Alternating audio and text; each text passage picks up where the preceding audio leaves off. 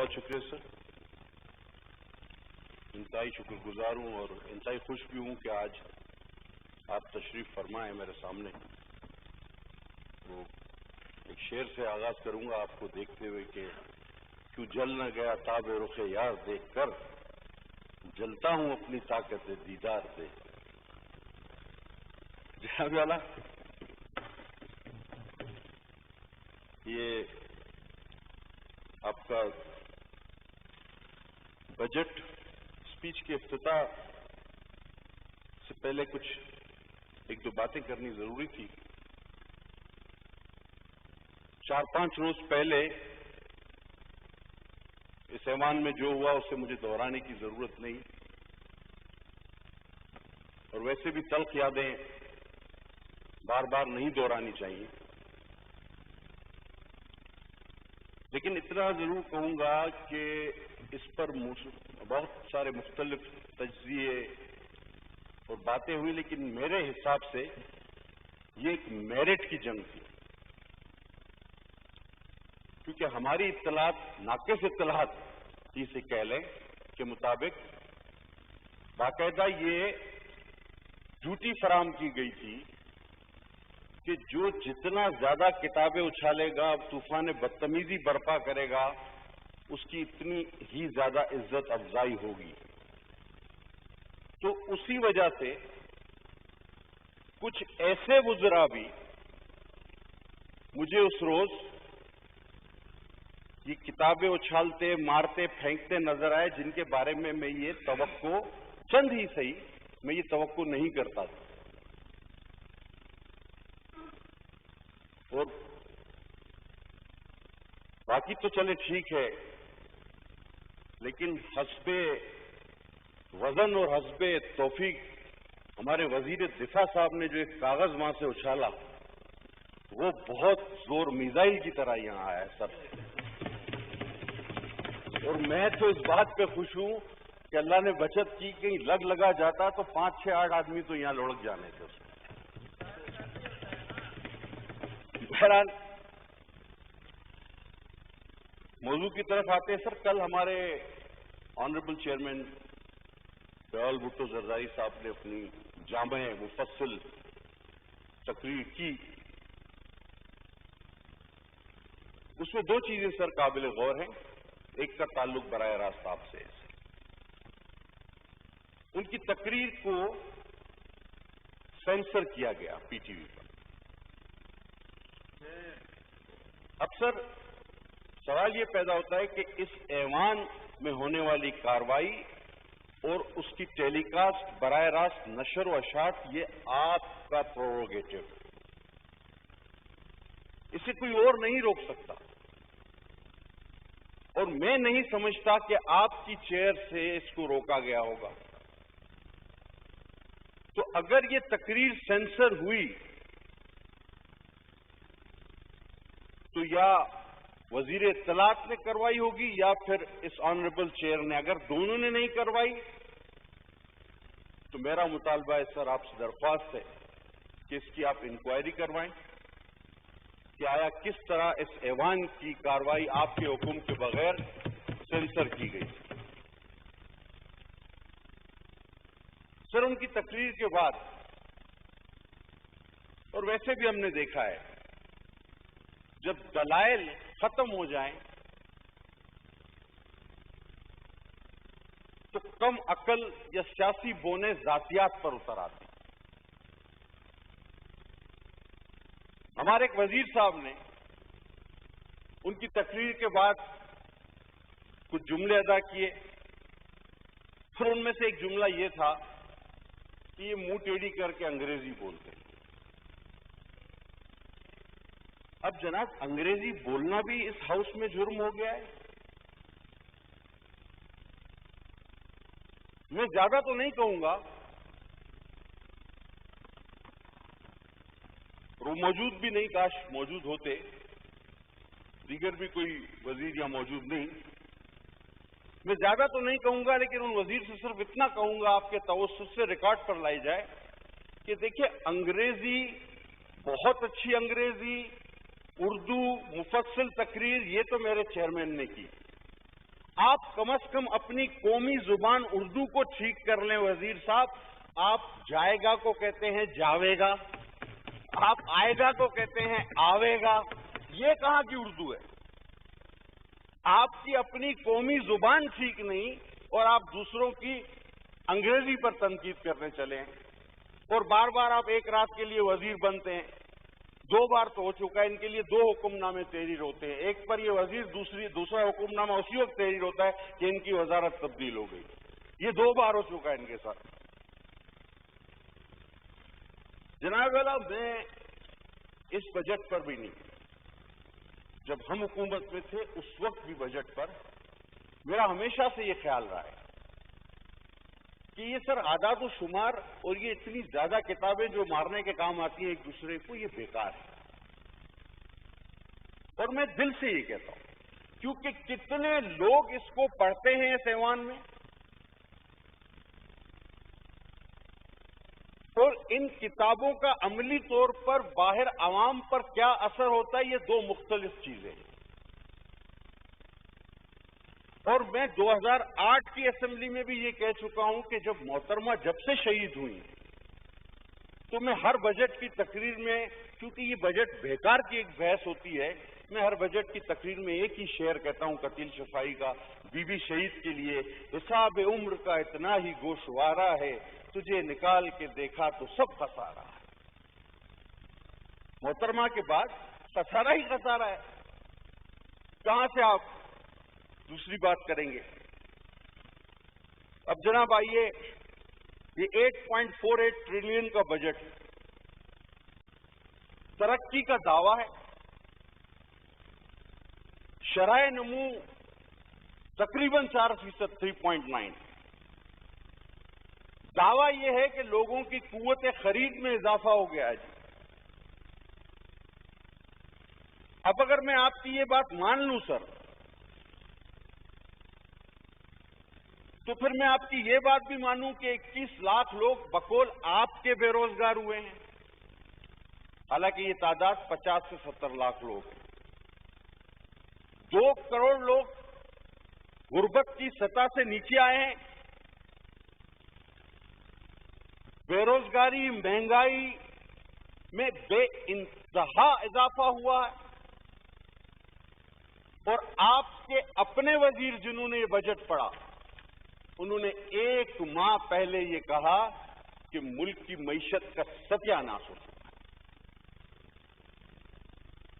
ان کا اپنا بیان ہے. اب 1 مہینہ پہلے آپ ٹی وی پر, اخبار میں, انٹرویو میں یہ بیان دیتے ہیں کہ ملک کی معیشت کا ستیہ ناش ہو گیا ہے. تو 1 مہینے میں وہ کون سا جرلوا آپ نے پھیرا ہے کہ جس کی وجہ سے ترقی کی شرح بھی 4%, دعویٰ ہے کہ جی بڑا ہم ترقی کر رہے ہیں اور پاکستان خوشحال ہو گیا ہے. یہ 1 مہینے میں آخر ایسا کیا ہوا؟ اور یہ پہلے بھی ہوا. جب ہمارے سب سے بڑے ارسطو صاحب نے پہلا بجٹ پیش کیا تو کہا جی تباہی ہو گئی, ہو ایسی ترقی تو اب ہو ہی نہیں سکتی. اور بعد میں کہا اس کو نکالو, یہی ذمہ دار ہے. پھر دوسرے سال دوسرے وزیر نے, جو کل بھی جن کے لیے میں کہہ رہا تھا آوے گا جاوے گا, انہوں نے ایک بجٹ پیش کیا تو کہا گیا جی اس سے اچھا بجٹ تو کوئی ہو ہی نہیں سکتا. حفیظ شیخ صاحب بھی ان کے ساتھ تھے. اور تھوڑے عرصے بعد کہا گیا کہ مہنگائی کا ذمہ دار یہ حفیظ شیخ ہے, اس کو بھی نکالو. 15 دن. اب ترین صاحب آ گئے, انہوں نے تیسرا بجٹ پیش کیا. میں تو دعا گو ہوں کہ ان پر بھی کوئی 15 دن بعد ایسا ہی الزام لگا کہ آپ نہ نکال دیں, بولے یہی دے ساری فساد کی جڑ یہی آدمی. ہاں, پیرزادہ صاحب نے کہا کہ وہ نیب کے کیس ختم کرائے کیا ہے. سر جب مہنگائی بڑھ رہی ہو, بے روزگاری بڑھ رہی ہو, لوگ غربت کی سطح سے نیچے آ رہے ہوں, تو کیا یہ گروتھ آپ کو سمجھ میں آتی ہے؟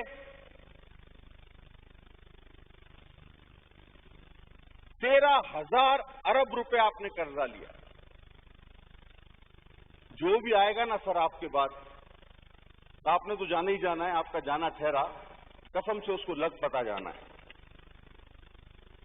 आपके ये बजट टोटली मफरूजों पर मबनी, ख्यालाती बजट है। सर, इसको समझने के लिए वो दिमाग चाहिए जो ये समझ सकता हो कि साल में 12 मौसम है और जर्मनी जापान एक साथ है, हमें ये समझ नहीं आता। इसके लिए वही दिमाग चाहिए समझने की। हमारे वजीर साहब मुल्तान से उस रोज हंगामा आराई की क़यादत कर रहे थे और वो पूरे नहीं पढ़ रहे थे, वो जोश फर्त जज्बात में थे कि जनाब उनको देख के वो मोदी डर गया है, क्योंकि वजीर खारजा है। उन्होंने बोला कि ये ऐसा जज्बाती वजीर खारजा, अगर ये हमारे लिए भी इतना ही जज्बाती है जितना अपनों के लिए, तो ये तो कश्मीर ले आएगा। लेकिन क्या करें कि ये सिर्फ हमारे लिए इतना जज्बाती है, वहां बाअदब बामुलायजा हो जाते हैं, ये बाअदब बामुलायजा हो जाते हैं। इन्होंने कहा कि इस बजट के बाद अपोजिशन मुंह छुपाती फिरेगी जब पेश होगा तो। और खुदा का करना आप ये देखें सर कि बजट खत्म होते ही जब हम बाहर गए तो वजीर मुंह छुपा के भाग रहे थे, बाहर मुजाहरा हो रहा था, हम बिलावल भुट्टो साहब के साथ मुजाहरे में शरीक।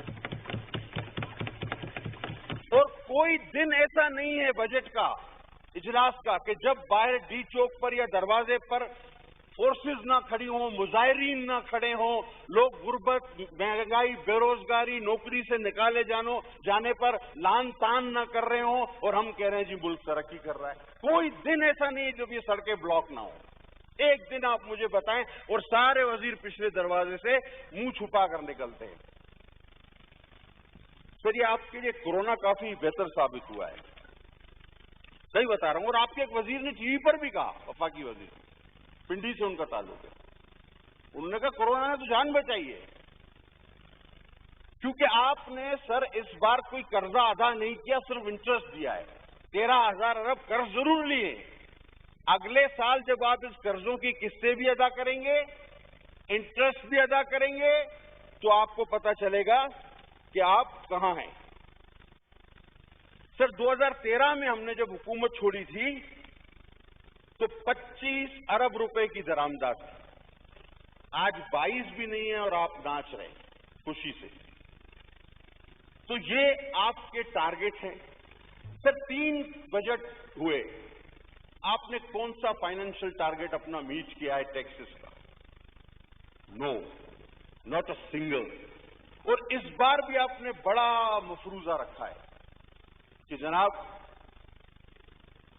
11,000 अरब रुपए, और ये पेट्रोल की कीमतें आप बढ़ाएंगे, ये गरीब आदमी के जेब से आप निकालेंगे, ये आप नाजायज टैक्सेस लगाएंगे, महंगाई को इतना ले जाएंगे ऊपर। अब तो गरीब खुदकुशी कर रहे हैं, मुतवस्सित भी खुदकुशी करने लगेंगे। ये बजट कश्मीर इलेक्शन का बजट है या मिड टर्म इलेक्शन का बजट? ये तो वैसे ही बजट है जिस तरह बचपन में कोई थप्पड़ मार के भाग जाता था। ये बजट पेश करके भागने वाले हैं क्या? ये जनाब एक ऐसा बजट है जो सिर्फ कागजों तक रहेगा और इससे आगे नहीं चल सकता। सिर्फ इलेक्शन रिफॉर्म्स, बड़ी बात ये गैर मुल्कियों को वोट का, वो जो पुराना इलेक्शन एक्ट है जो कहता है 120 दिनों में आपको फैसला करना है तनाजात का, क्या वो पूरा कर लिया आपने? आप तो इस्तेहारों पे चल रहे हैं। आपका फॉरेन फंडिंग केस आपकी बेशुमार दरखास्तों की वजह से रुका हुआ है और आप इलेक्शन रिफॉर्म्स ला रहे हैं। आप इलेक्शन रिफॉर्म्स ला रहे हैं जो बार बार कहते हैं फॉरेन फंडिंग केस नहीं चलाना, और वो भी नहीं चलाते, इतने बेचारे बाअदब हैं। और आप ही इलेक्शन रिफॉर्म्स ला रहे हैं। ये दिन भी हमें देखना था, और पता नहीं ये स्टे ऑर्डर कब खत्म होंगे जनाब अली। सर, मैं एक बात पूछना चाहता हूं, जो ये बार बार कहते हैं, उठते जागते सोते नींद से बेदार होके भी कहते हैं मैं एनआरओ नहीं दूंगा, मैं एनआरओ नहीं दूंगा। सर, ये एनआरओ का मतलब क्या है? हम तो समझे थे कि एनआरओ का मतलब है कि जिसने करप्शन की उसको हम पकड़ लेंगे और छोड़ेंगे नहीं। मैं भी यही समझा था اور عام عوام بھی یہی سمجھی تھی. لیکن یہاں تو این آر او کا مطلب یہ نہیں لگتا. آپ خزانہ سے دیکھیں تو حفیظ شیخ نکل آتا ہے, اس کو کوئی کچھ نہیں کہتا. آپ پیٹرول سے دیکھیں تو بابر ندیم نکل آیا, اس کو کسی نے کچھ نہیں کہا. آپ ادویات سے دیکھیں تو کیانی نکل آیا, اس کو کسی نے کچھ نہیں کہا. آپ چینی سے دیکھیں تو جہانگیر ترین نکل آیا, آپ نے کچھ نہیں کہا. آپ کے الیکٹرک سے دیکھیں تو عارف نقوی نکل آیا, آپ نے اس کو کچھ نہیں کہا. آپ چندے سے نکلے تو ہماری باجی نکل آئی, آپ نے ان کو بھی کچھ نہیں کہا. آپ کرونا میڈیسن سے دیکھیں تو ظفر مرزا نکل آیا, آپ نے اس کو کچھ نہیں کہا. آپ ہاؤسنگ سوسائٹی کو اٹھائیں تو علیم خان نکل آتا ہے, آپ نے اس کو کچھ نہیں کہا. آپ رنگ روڈ کو اٹھائیں تو زلفی بخاری نکل آتا ہے, آپ نے اس کو کچھ نہیں کہا. آپ بی آر ٹی, ملم جبا اور رنگ روڈ, یہ سارے کیسز, فارن فنڈنگ, یہ ساروں کو تو آپ نے کچھ بھی نہیں کہا. تو آپ کیا نہیں دیں گے؟ یہ این آر او کس چیز کا نام ہے سر؟ مجھے یہ تو بتائے جائے. مجھے سر یہ بتا دیں, یہ این آر او آخر کیا ہے جو آپ نہیں دیں گے؟ یہ این آر او کس چیز کا نام ہے جو اپوزیشن مانگ رہی ہے اور آپ اٹھتے بیٹھتے کہتے ہیں میں نہیں دوں گا, میں نہیں دوں گا؟ یہ این آر او ہے کیا؟ اگر یہ کرپٹ لوگوں کو پکڑنے کا نام ہے تو میں نے ثابت کر دیا کہ یہ غلط ہے. جناب 30% اشیاء خوردنوش مہنگی ہوئی, 18% تنخواہیں آٹومیٹکلی کم ہو گئی, 35% ڈالر مہنگا ہوا ہے. میرے عظیم پاکستانیوں, گھبرانا نہیں. یہ جو کرپٹ حکومت ہے, 1,75,000 روپے کا ہر بچہ مقروض ہے میرے پاکستانیوں. آج جناب علی, گھبرانا نہیں. اصل مسئلہ ہم نے, پٹیل صاحب وائنڈ اپ پلیز. سر میری پارٹی کا فل ٹائم ہے میرے پاس, ایز مچ ہے کہ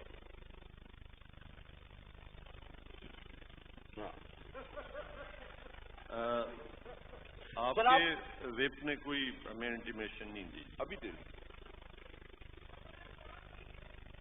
جی وائنڈ اپ پلیز.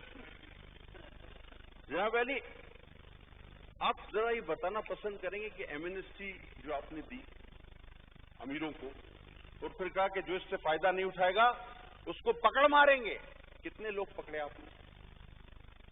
آپ نے اپنے لوگ نکال لیے, اس کے بعد مجھے ایک آدمی بتا دیں جس کو آپ نے گرفتار کیا. سر بہت بڑا ظلم آپ نے پتہ کام کیا.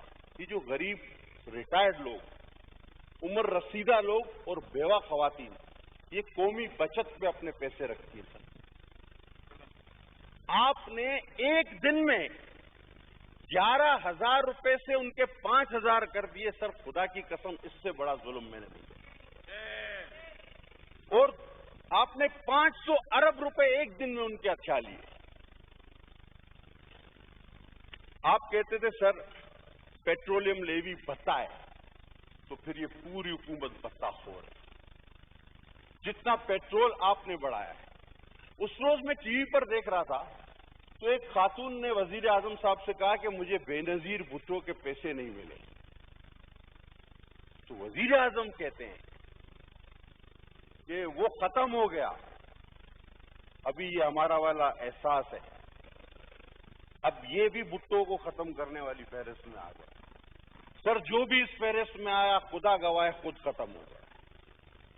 ذوالفقار علی بھٹو کو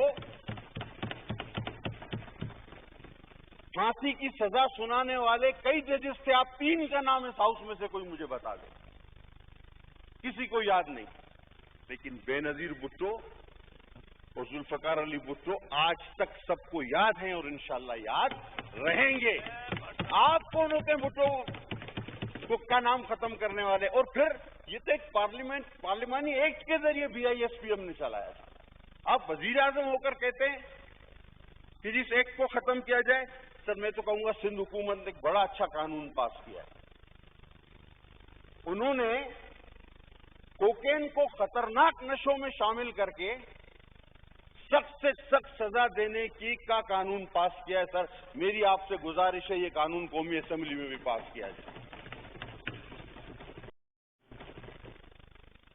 اسد عمر صاحب نے ایک بار کہا تھا کہ 1 سال، یہ بیکار کی باتیں ہوتی ہیں، 1 سال میں اگر سارے مسئلے حل نہیں ہوتے تو انسان کو استعفا دے دینا چاہیے، چلے جانا چاہیے۔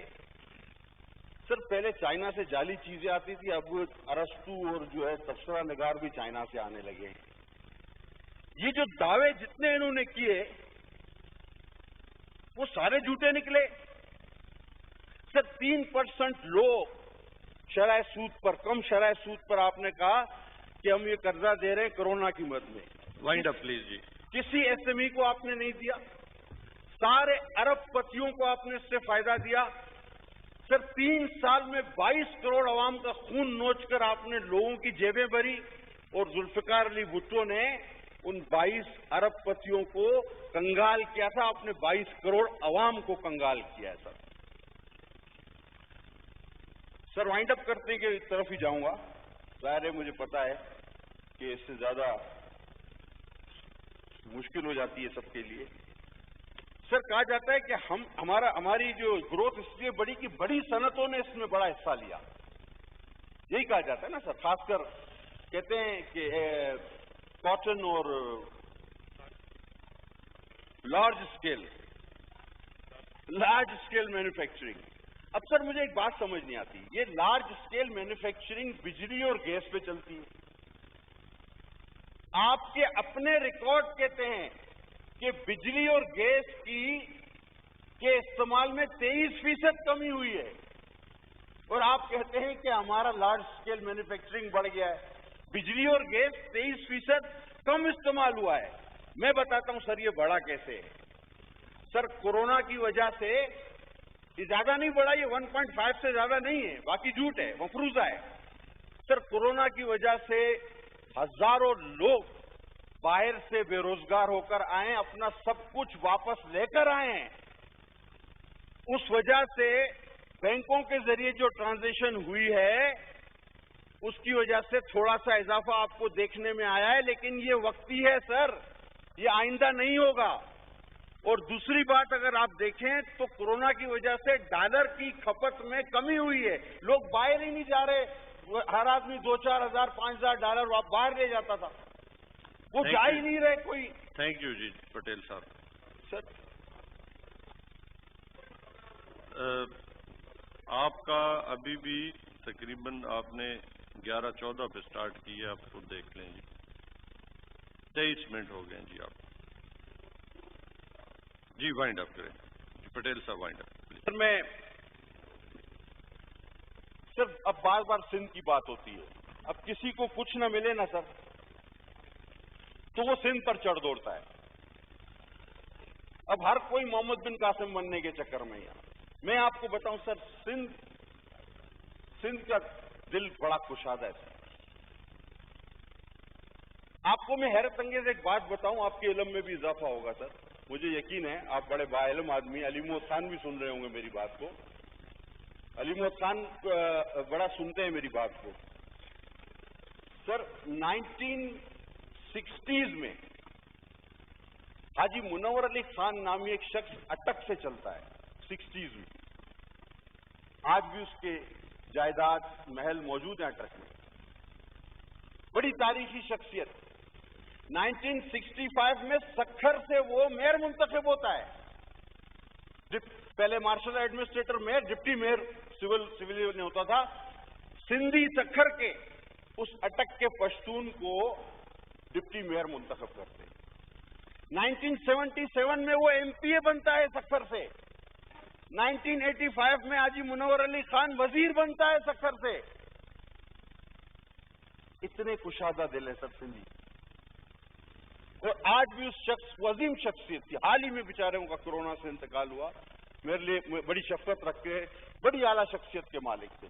آج بھی اگر خورشید شاہ صاحب موجود ہوتے، یہاں بہت بڑے آدمی تھے، خورشید صاحب بھی کہہ رہے ہیں، خورشید شاہ صاحب ہوتے تو زیادہ روشنی ڈالتے ان کی شخصیت۔ پٹیل صاحب تھینک یو جی۔ سر میں آپ بڑی کام کی بات بتا رہا ہوں، تھینک یو۔ ابھی سر ایک لاسٹ، سر یہ جو ایک دو چیزیں سر، یہ جو سندھ پر بات کرتے ہیں نا سر، تو آج بھی سندھ نے سب کو اپنے دل میں جگہ دی، سمویا، مجھے ایک بھی غیر نسلاً غیر سندھی بتا دیں جو دوسرے صوبے سے منتخب ہو کے آتا ہو. کوئی نہیں. لیکن ہم سب کو ویلکم کرتے ہیں. خدا کے واسطے ہمارے صوبے کے ساتھ ناانصافی نہ کی جائے اور یہ زبان استعمال نہ کی جائے جو میرے سندھ کے شہروں کو تقسیم کرے, جو سندھ کاٹ کہلاتی ہے. کیونکہ پھر ہم کہیں گے مرسو مرسو سندھ نہ دیسو, اوچو تیسو سندھ نہ دیسو, ہیمو تیسو سندھ نہ دیسو. پھر ہم کہیں گے. سر اگر پھر سندھ کی بات کرتے ہیں کراچی کی, تو پھر میں انڈیجینئس کمیونٹی سے تعلق رکھتا ہوں. مچھیرا ہوں, کراچی میرا گاؤں تھا, سب وہاں آ کر آباد ہوئے. دنیا میں انڈیجینئس رائٹ ملتے ہیں, مجھے آپ کیا دیتے ہیں؟ چلے پھر یہ بتائیں. مجھے ایز اے انڈیجینئس, ہم تو چند 100 لوگ تھے سر جب کراچی میں میرے باپ دادا تھے. میرا دادا بابا آئی لینڈ پہ پیدا ہوا.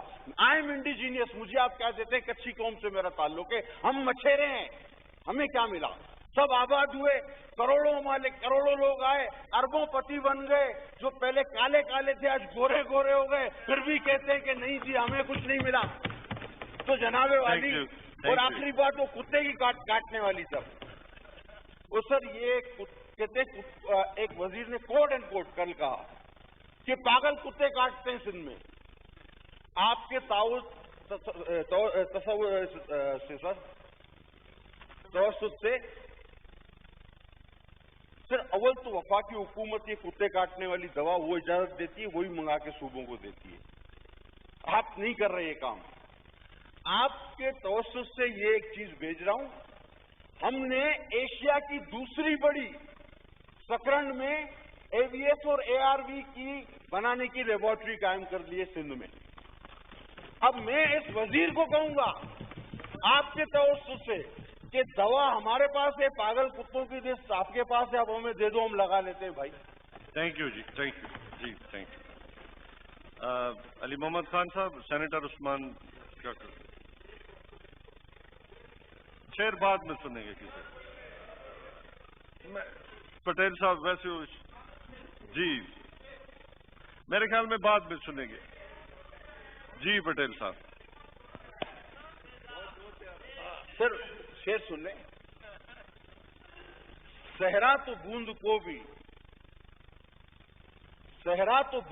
بھی ترستا دکھائی دے, اور بادل سمندروں پہ برستا دکھائی دے.